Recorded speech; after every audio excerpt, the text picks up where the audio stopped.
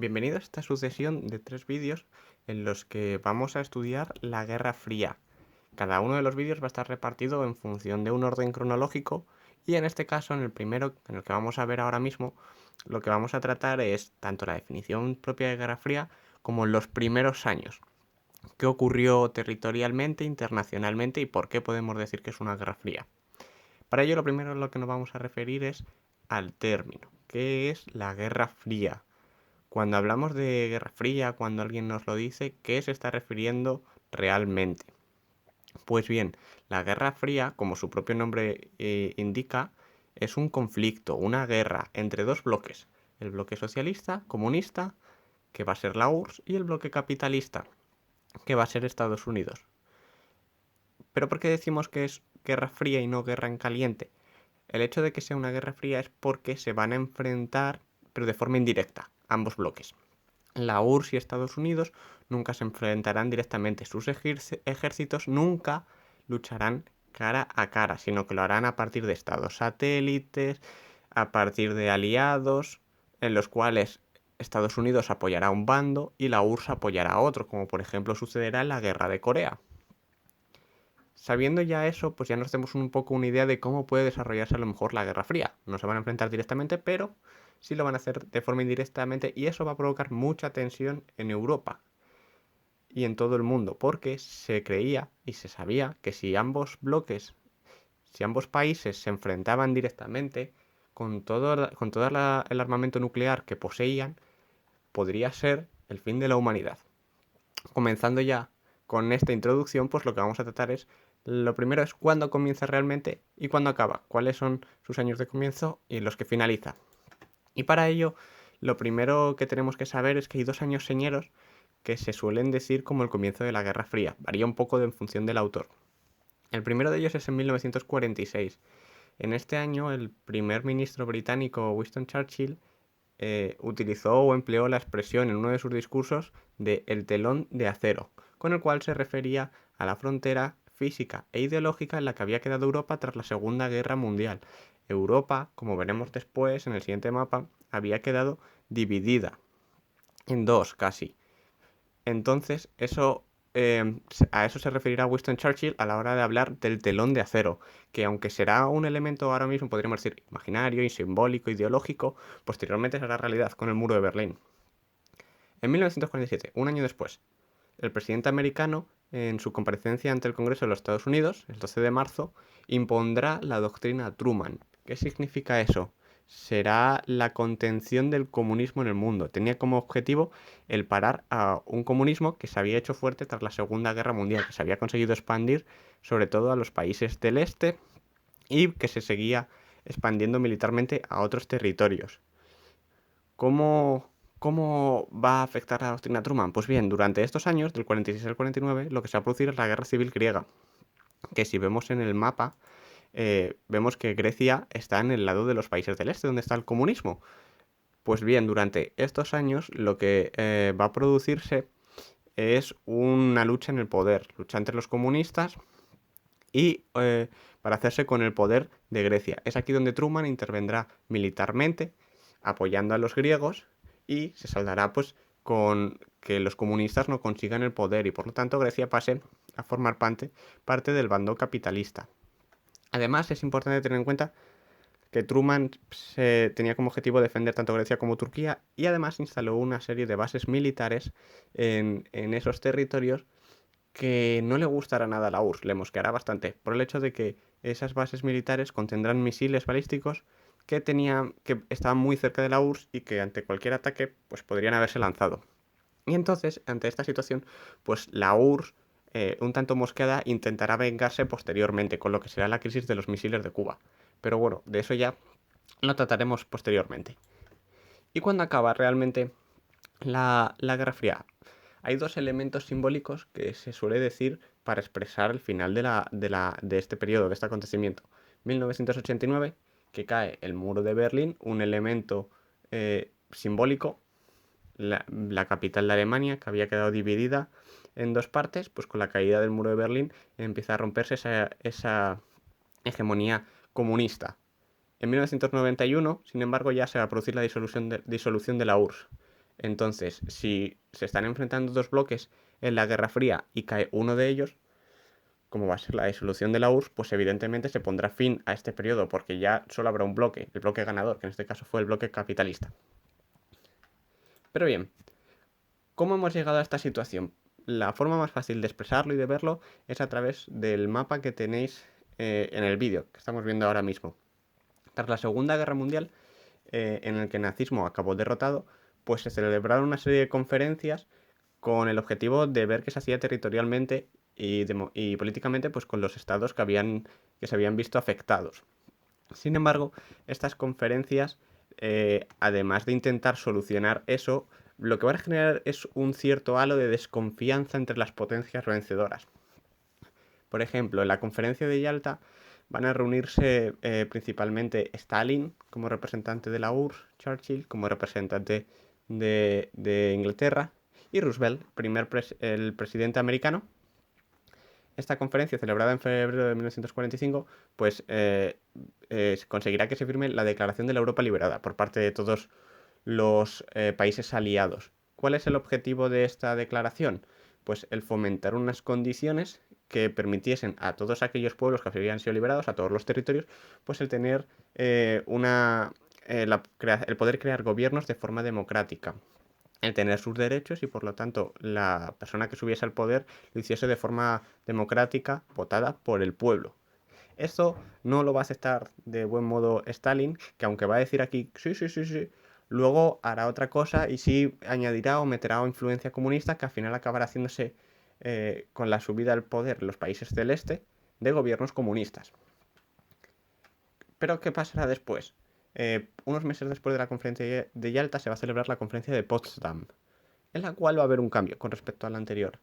Porque además de que van a reunirse de nuevo Stalin y Churchill, en este caso el presidente americano ya no será Roosevelt, sino será Truman. Y con ello, pues, va a haber una mayor desconfianza, porque Truman, a diferencia de su predecesor, no se creía tanto el hecho de que Stalin y el comunismo fuesen a seguir las directrices que estaban marcando las conferencias.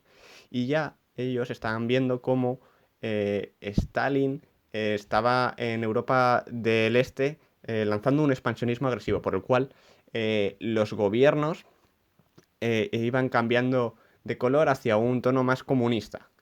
Y esto es algo que va a generar desconfianza. Y es que efectivamente, durante estos periodos, la Unión Soviética, perdón, estuvo ocupando toda Europa Central y del Este. El Ejército Rojo acabó con todos los territorios que había controlado el Ejército Rojo durante el periodo nazi no fueron completamente liberados. Territorios como fueron los estados bálticos, Polonia, Checoslovaquia, Hungría, Bulgaria o Rumanía. Todos ellos, Stalin tenía como objetivo establecer un gobierno comunista. ¿Cuál era la idea de Stalin? En un primer modo, lo que él quería era crear gobiernos que ofreciesen la suficiente seguridad como para que la URSS nunca se sintiese amenazada.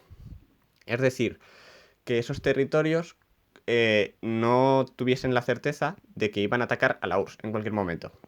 ¿Y para eso cómo había que hacerlo? Pues claro, había que alinear el sistema político, porque si no nos podemos entender, ¿no? Entonces, pues con esto, con esta idea, pues el comunismo se va a abrir paso en los diferentes gobiernos de estos estados del este y pues por eso mismo el comunismo soviético finalmente acabará en toda la zona del este de Europa, en todos los territorios.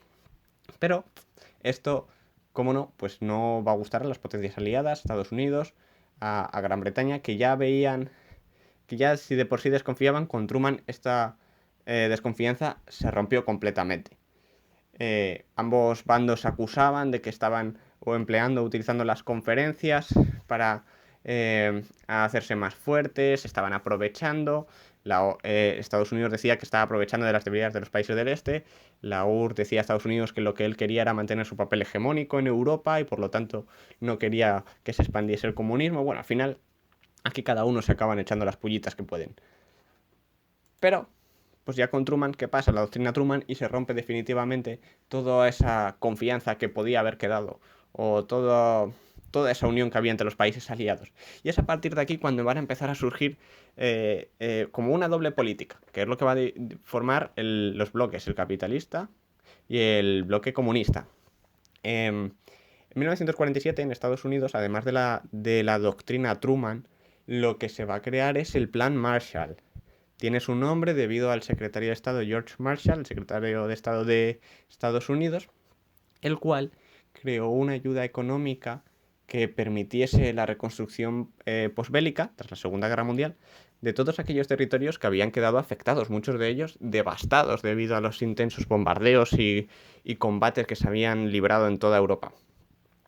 Entonces, ¿cuál era el objetivo del Plan Marshall? Pues durante este periodo, con este plan, lo que se daba una serie de dinero con una duración estimada de 4 años, en el cual pues se aportaba tanto créditos como dinero a todos esos países que quisieran, países voluntarios que quisieran aceptar ese dinero para reconstruir sus territorios. Pero claro, lo que podemos estar pensando es, jo, qué bien, me van a dar dinero gratis porque yo quiero. Bueno, es que el objetivo del Plan Marshall, además de ayudar en la reconstrucción de los estados, era el influenciarlos, el que se uniesen al bando capitalista. Oye, yo os di dinero, pues mirad cómo esto es bueno, cómo esto os ayuda, pues entonces os interesará uniros a este bando, al bando capitalista. Y entonces, con eso, además de ganar adeptos, lo que evitará es que otros países pues vayan o se extiendan con el comunismo. No haya una relación tan directa. ¿Qué pasa con la URSS? Pues que la URSS rechazará por completo el Plan Marshall. Esto será criticado, se le conoce como la doctrina Zhdanov, porque lo considerarán como una forma de imperialismo que tenía Estados Unidos pues, para mantener su dominio. Es más, el propio Zhdanov lo que dirá es que el mundo había quedado dividido en dos campos. El campo imperial, que era el campo de Estados Unidos, porque claro, él estaba manteniendo su imperio, más o menos como si fuera una potencia colonial en Europa, pues él estaba manteniendo ahí sus dominios, y el campo democrático, encabezado por la URSS, y que bueno, vais a ver varias veces que la URSS habla del término democrático, cuando la URSS es bastante poco democrática. Hay que tener en cuenta lo que se estaba haciendo ya durante este periodo, se seguía haciendo en los gulags. Entonces, ¿hasta qué punto podemos decir que la URSS es democrática? Pues bueno, cada uno aquí acaba pensando lo que más le tira. ¿Qué va a hacer el comunismo ante el Plan Marshall? Pues tendrá que responder. ¿Por qué? Porque si no, pues aquellos estados que estaban en el comunismo pues se podían haber sentido tentados de, bueno, si el comunismo no me da dinero, pero el capitalismo sí, pues a lo mejor debería de ir hacia el otro bloque. Pues para evitar eso, la URSS lo que propuso fue la Comecon, el Consejo de Ayuda Mutua Económica, que fue una organización que tenía por objetivo pues ofrecer ayuda económica a todos aquellos países integrados dentro del bloque comunista, del bloque socialista.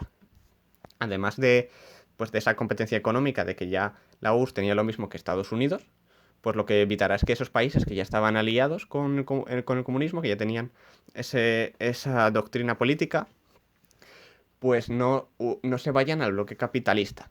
Entonces de esa forma pues se irá tensando ya poco a poco la cuerda. ¿Qué más pasará a nivel internacional?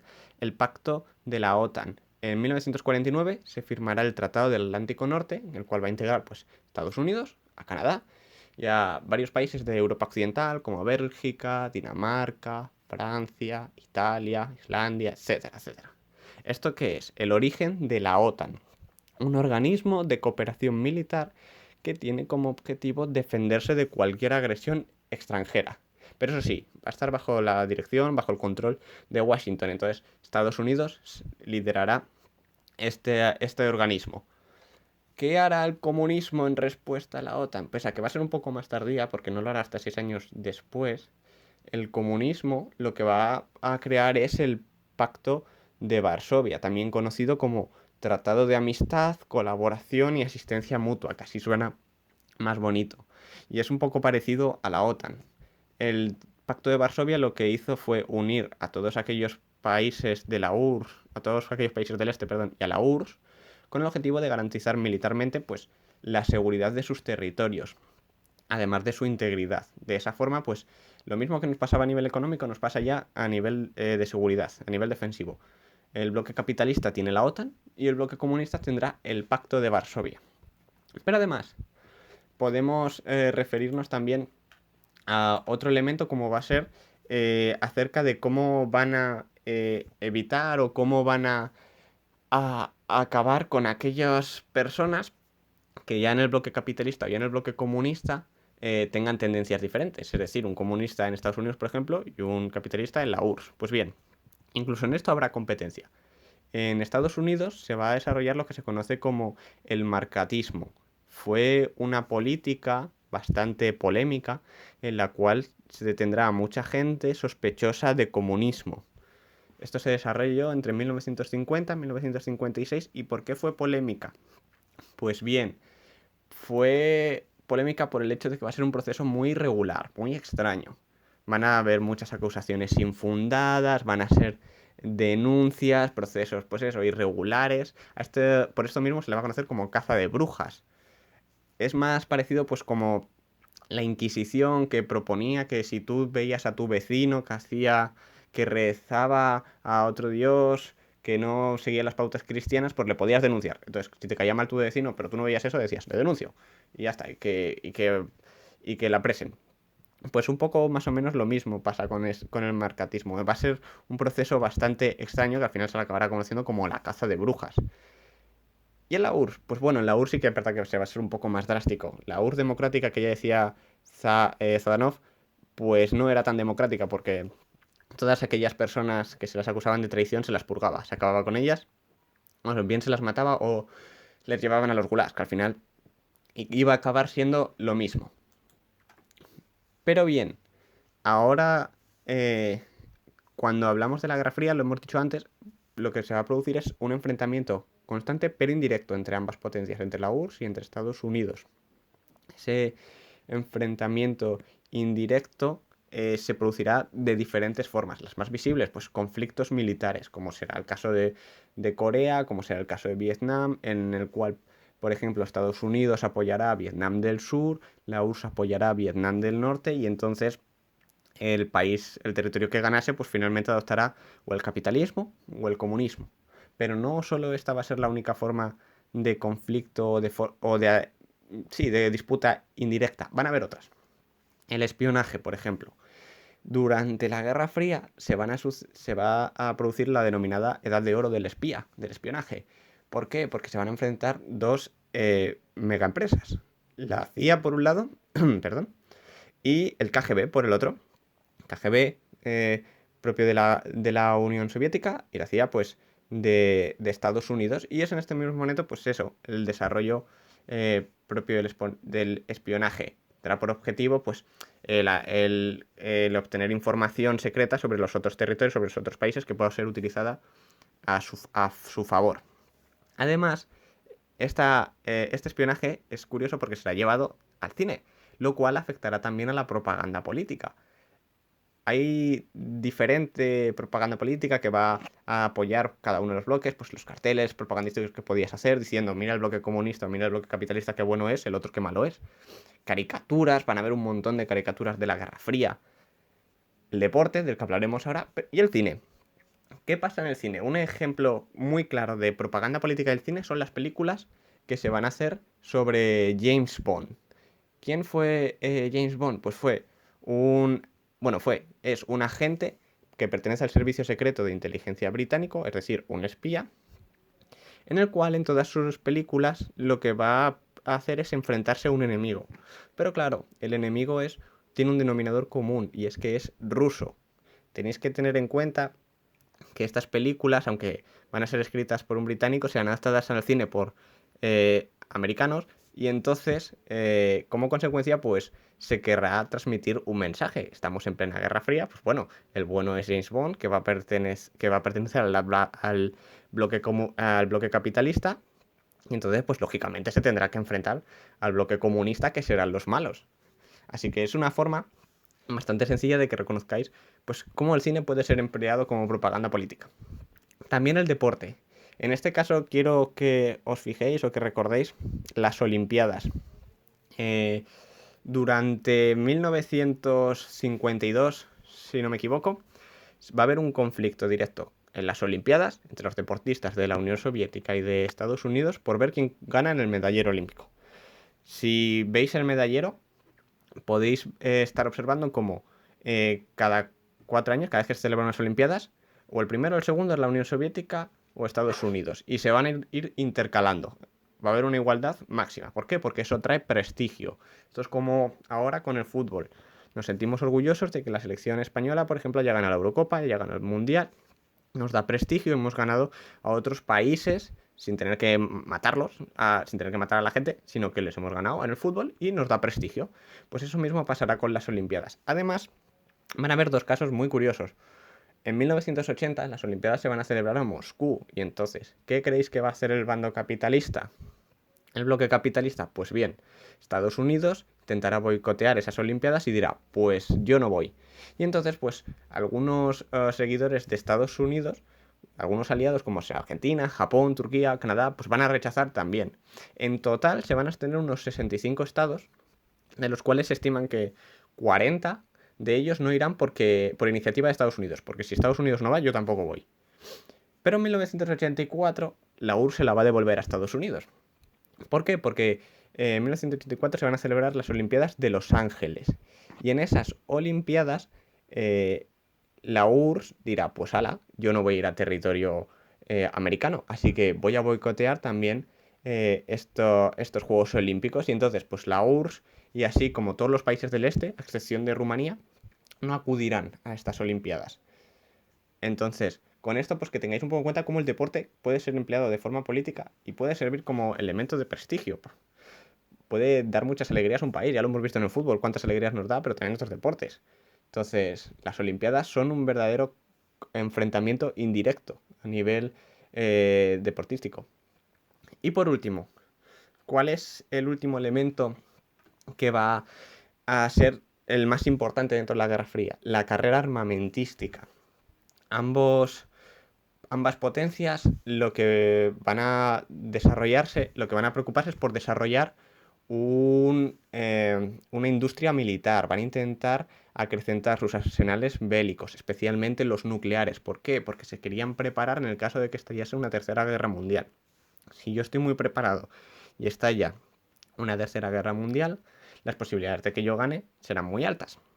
Entonces, lo que se quería conseguir a toda costa es tener el mayor armamento posible antes de que empezase o se produjese esta posible guerra que podía haber empezado. ¿Qué es importante que tengamos en cuenta? El hecho de que hayan cabezas nucleares. En 1945, ya lo hemos visto en la Segunda Guerra Mundial, Estados Unidos liberó las primeras bombas nucleares en las ciudades de Hiroshima y Nagasaki. Fueron una completa masacre. Se descubrió la potencia de ambas de las bombas nucleares, pero a Estados Unidos le gustó porque dijo, vale, tenemos mucha potencia. Y a partir de entonces Estados Unidos pues empezó a mejorar el potencial de sus bombas y en 1952 hizo explotar pues las bombas de hidrógeno, que tienen un poder destructivo, imaginaros, 1000 veces superior a las que fueron utilizadas en 1945 para echarse a temblar. Pero claro, la URSS en este sentido no se va a quedar muy atrasada. Es verdad que con la bomba nuclear pues tardará un poco más, no obtendrá la primera hasta 1949, pero en 1953, un año después de que Estados Unidos consiga la de hidrógeno, la URSS hará lo mismo. En 1953, la URSS tendrá su primera bomba de hidrógeno.